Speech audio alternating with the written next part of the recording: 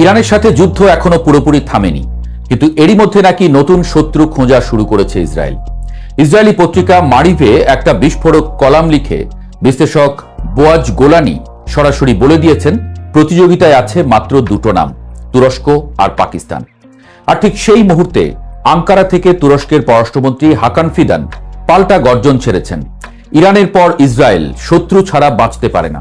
বিশ্লেষকদের মতে মধ্যপ্রাচ্যের এই নতুন যুদ্ধের সংকেত এখন আর শুধু আরব মরুভূমিতে সীমাবদ্ধ নেই, আগুনের লেলিহান শিখা ছড়িয়ে পড়ছে ভূমধ্য সাগরের নীল জলেও।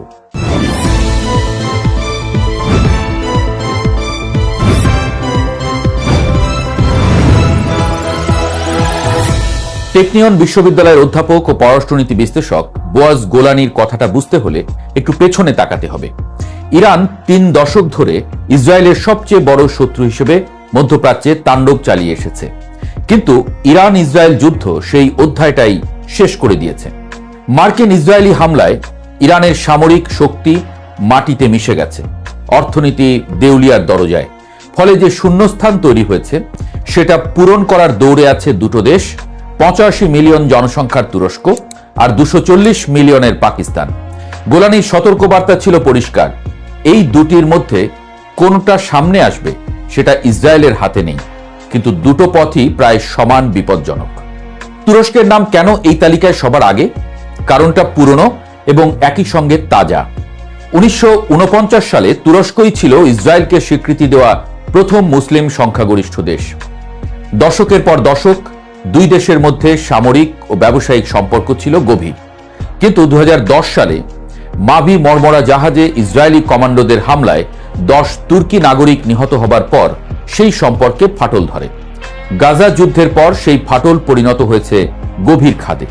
এরদোয়ান নেতানিয়াহুকে সরাসরি এ যুগের হিটলার বলেছেন, আর ইসরায়েলের সাবেক প্রধানমন্ত্রী নাফতালি বেনেট পাল্টা ঘোষণা দিয়েছেন তুরস্কই নতুন ইরান। 2026-এর ইরান যুদ্ধে এই দূরত্ব আরও বেড়েছে। এরদোয়ান মার্কিন ইসরায়েলি হামলাকে আন্তর্জাতিক আইনের লঙ্ঘন বলে নিন্দা জানিয়েছেন। ইরানি জনগণকে বলেছেন প্রতিবেশী ও ভাই। ইসরায়েলের কাছে এটা আর সেফ কথার কথা নয়, এটা পক্ষ বেছে নেওয়ার সরাসরি ঘোষণা।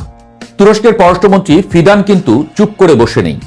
আন্তালিয়া কূটনীতি ফোরামের ফাঁকে দেওয়া একটা সাক্ষাৎকারে তিনি ইসরায়েলের পুরো কৌশলটাই খুলে বলেছেন। ফিদানের কথা হলো, ইরানের পর ইসরায়েল শত্রু ছাড়া বাঁচতে পারে না।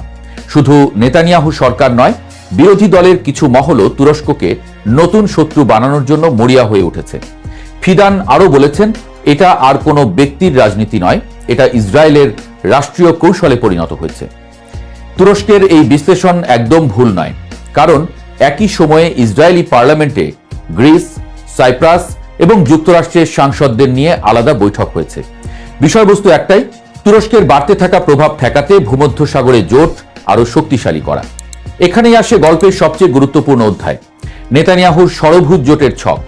নেতানিয়াহু এই বছরের শুরুতে প্রকাশ্যে বলেছিলেন ইসরায়েল, গ্রিস, সাইপ্রাস, আমেরিকাকে কেন্দ্র করে একটি আঞ্চলিক জোট দাঁড় করাতে চান তিনি। সাইপ্রাস সেই জোটের একটা গুরুত্বপূর্ণ অংশ। তুরস্কের পররাষ্ট্রমন্ত্রী ফিদান সেই জোটকেই সরাসরি চ্যালেঞ্জ ছড়েছেন। ফিদানের বক্তব্য হলো, আমরা ইসরায়েলের মতো নই। তারা মুসলিম দেশগুলোর বিরুদ্ধে গ্রিস ও সাইপ্রাসকে নিয়ে সামরিক জোট তৈরি করেছে। ন্যাটোর সদস্য হওয়া সত্ত্বেও ইসরায়েলের সাথে গ্রিস যত দূর গেছে, ইউরোপের আর কোনো দেশ অত দূর যায়নি। ফিদান আরও স্পষ্ট করে দিয়েছেন, এটা শুধু তুরস্কের সমস্যা নয়, মুখে না বললেও এই অঞ্চলের সব মুসলিম দেশই এই জোট নিয়ে গভীরভাবে চিন্তিত। ইসরায়েল যখন ভূমধ্যসাগরীয় জোট গড়ছে, ঠিক সেই সময়ে মধ্যপ্রাচ্যের অন্য প্রান্তে পাল্টা শক্তির নতুন জোট মাথা তুলছে। তুরস্ক, সৌদি আরব ও পাকিস্তানের মধ্যে একটা ত্রিভুজ প্রতিরক্ষা চুক্তির আলোচনা এখন শেষ পর্যায়ে এসে ঠেকেছে বলে ব্লুমবার্গ জানাচ্ছে। একজন সৌদি সূত্র সরাসরি সতর্ক করে দিয়েছেন, ইরান ও তুরস্কের পর ইসরায়েল আরব উপসাগরীয় দেশগুলোর দিকে নজর দিতে কতক্ষণ। রিয়াদ তাই সব দিক খোলা রেখে চলছে। সৌদি আরব তুরস্কের সামরিক প্রযুক্তি ও ড্রোন উৎপাদনে বিনিয়োগ করতে যাচ্ছে, আর পাকিস্তানের সাথে কৌশলগত প্রতিরক্ষা চুক্তি আগেই সই হয়ে গেছে। বিশ্লেষকরা এখন দুটো সমান্তরাল নিরাপত্তা কাঠামোর উত্থান দেখছেন। একদিকে ইসরায়েল, গ্রিস, সাইপ্রাস, আমেরিকার ভূমধ্যসাগরীয় জোট, অন্যদিকে তুরস্ক, সৌদি আরব, পাকিস্তানের মুসলিম নিরাপত্তা বলয়। এই দুই ব্লকের টানাটানি ভবিষ্যতে দক্ষিণ এশিয়া থেকে পূর্ব ভূমধ্য সাগর পর্যন্ত একটা বড় মেরুকরণ তৈরি করবে।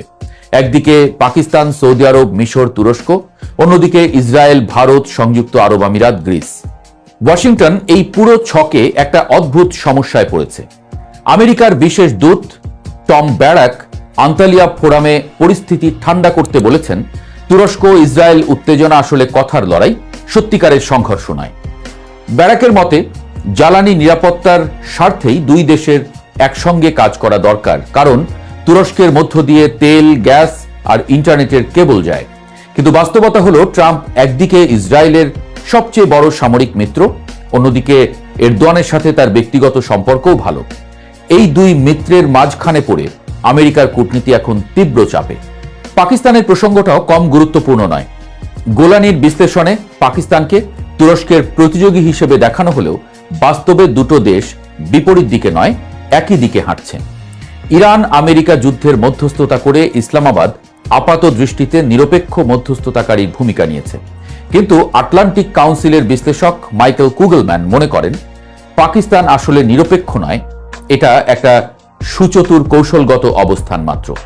পাকিস্তানের প্রতিরক্ষা মন্ত্রী ইসরায়েলকে মানবজাতির অভিশাপ বলে যে মন্তব্য করেছেন, তা ইসরায়েলের কাছে স্পষ্ট বার্তা, ইসলামাবাদ কখনোই সত্যিকারের নিরপেক্ষ মধ্যস্থতাকারী নয়। জার্মান পত্রিকা ডি ওয়েল্ট সরাসরি প্রশ্ন তুলেছে, ইরানের পর কি ইসরায়েল তুরস্ককে আঘাত করবে? সেই প্রশ্নের উত্তর এখনো অনিশ্চিত, কিন্তু ইঙ্গিতগুলো ভয়ঙ্কর। দুই নেতার ব্যক্তিগত বিদ্বেষ এখন রাষ্ট্রীয় নীতিতে রূপ নিয়েছে। তুরস্কের আদালত নেতানিয়াহু সহ ৩৫ ইসরায়েলি কর্মকর্তার বিরুদ্ধে ১০০০ বছরের সাজার মামলা ঠুকে দিয়েছে। ইসরায়েলি কনসুলেটে হামলা, গাজা ফ্লোটিলা নিয়ে দ্বন্দ্ব, সিরিয়ায় পাল্টাপাল্টি প্রভাব বিস্তার, সবকিছুই একটা বিন্দুর দিকে এগোচ্ছে। মধ্যপ্রাচ্যের বালুচরে যে নতুন যুদ্ধের মানচিত্র আঁকা হচ্ছে, তাতে আর কেবল ইরানের নাম নেই। এক সময়ের ঘনিষ্ঠ মিত্র তুরস্ক ও ইসরায়েল এখন পরস্পরের চোখে চোখ রেখে দাঁড়িয়ে আছে, মাঝখানে শুধু একটা স্ফুলিঙ্গের অপেক্ষা। ইরানের ধ্বংসস্তূপের ধোঁয়া মেলানোর আগেই পরবর্তী অগ্নিকুণ্ডের ইন্ধন প্রস্তুত। এবার সেটা ঐতিহাসিক বসফরাসের তীর থেকেই।